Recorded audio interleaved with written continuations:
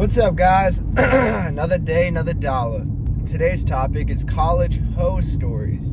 And before we get into it, I restocked some of the Horsemeet t-shirts, so get one if you didn't get one. They were sold out. We got a couple more, very limited restock before we drop the next design.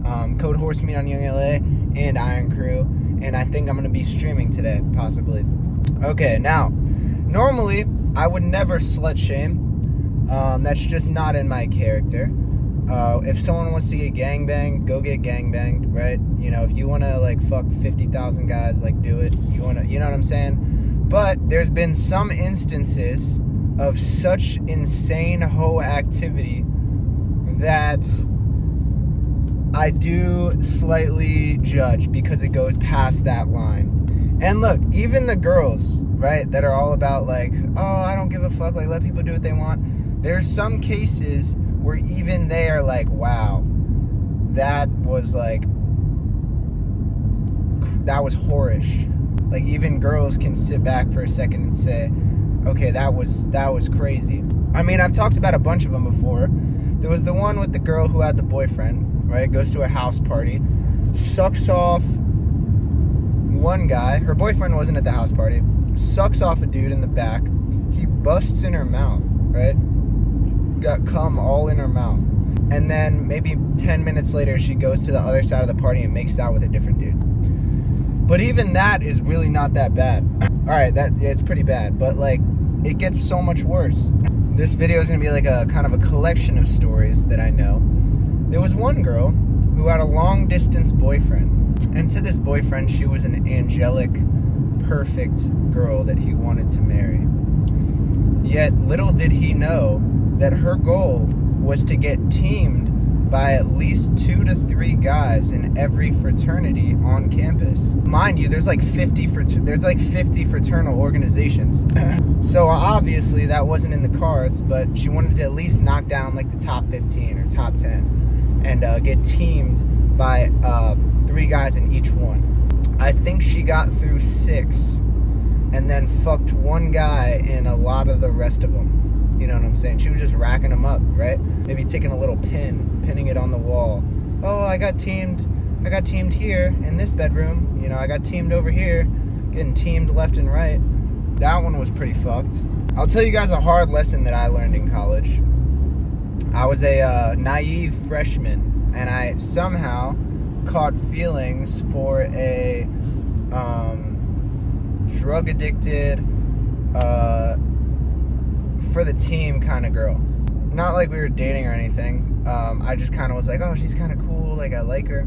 Anyway, we ended up fucking, right? She walks out my dorm bedroom, right, after I just packed her shit.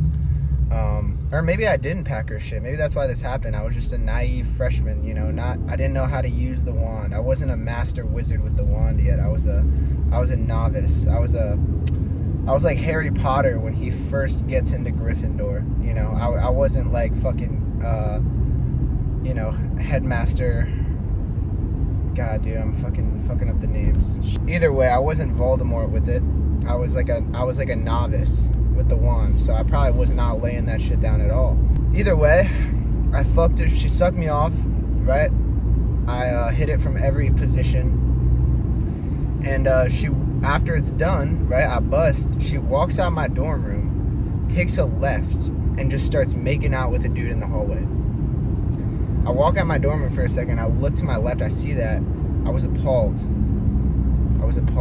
Actually, I kind of felt bad for him, because my dick was just previously in her mouth. But I was like, damn, what the fuck? And, yeah, that was pretty horrible. But then I was like, wait a second, this girl's like very unattractive. You know, COVID really did things to lower everybody's standards, because you didn't see a woman for like, what, 2 years, year and a half? And, you know, so like your standards were lower. She was not very pretty. You know what I'm saying? It was just like, it was young mistakes. What was this, like 5 years ago? It was young mistakes. Never made that mistake again. You know, I'll tell you that. I think also, depending on your school, the amount of like hoe shit really does elevate. I know at least at JMU, people get teamed left and right. I would imagine in Arizona there's gangbang galore, you know? I mean, it's just like, and I've always said, I remember I made that one Would You Rather. In my eyes, one team, like if a girl gets teamed once, that by two people, she gets Eiffel Towered, whole deal, double penetration. In my eyes, that equals 40 bodies. Because teaming is crazy. And a gangbang, that is like, I don't even know. That's like an incalculable amount of bodies for me. Okay, like I think certain actions, if I have to weigh them in bodies, a gangbang is like 75 because that is diabolical. Like if I had to pick a girl who had 60 bodies, right, individual, versus one gangbang, and those are her only bodies, but it was like 5 dudes fucking pile on, you know what I'm saying, like prison style pile on, like fucking mascaras running down the face and shit. I'm choosing the girl with 60 individual bodies, personally. A gangbang is absolutely diabolical. Would I ever participate in a gangbang? Probably not. I definitely wouldn't, because I feel it would be like a little bit more gay than anything, because think about how many naked dudes are in there versus what, one naked girl. And I mean, you're not gonna be going the whole time, plus it's like a competition, you know what I'm saying? It's like what happens if I bust first? Do I just stay there and watch? Like, that's weird. I don't know if this one's like some hoe shit, but I remember there was this one girl I knew who basically would have multiple guys a night, right? So she'd have a lineup for like a Tuesday night, and let's say one guy came over, right? They fucked, and the guy really didn't lay it down very well. You know, it just wasn't very satisfying for her. She would kick him out and then call the next guy, right? Who would then come over maybe like an hour later. Hopefully he did a good job, but if not, there was like one more. So like it would be like 2 guys, and then neither of them were that good. I'm gonna call the third guy another hour, and then the third guy would fuck her, and hopefully by then it would be like fine, you know? I mean, I don't know if that's hoe shit or practical. This one's not that bad. I mean, I remember one that was like, there was this one girl I knew. She had maybe like 75 bodies. It was a lot. But she was like charity working. So she would basically take dudes' virginities and collect them. You know what I'm saying? Like it's fucking like a collectible Pokemon card, but for guys' virginities. Only issue with this was like a bunch of dudes became obsessed with her because like she was the only girl they ever had sex with, and she was like, oh, sorry, I'm just doing charity work out here, like I don't like you. Yeah, I mean, so it was good and bad, you know what I'm saying? I will say though, this is a very small, I don't want to scare you guys, right, about, oh my god, is this what girls are like? Like, no. These are very one-off fucking stories. Like, it is I'm gonna say 99% are not like this. So I don't want to make more incels by accident, you know what I'm saying, thinking that girls are like this. Like, no, these are very one-off things. I was at a party one time, right? And I walked in on a girl getting teamed. I was like, oh my god.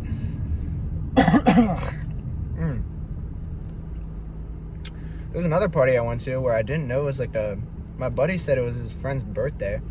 We get there, right? There's a decent amount of girls. We're talking to girls, right?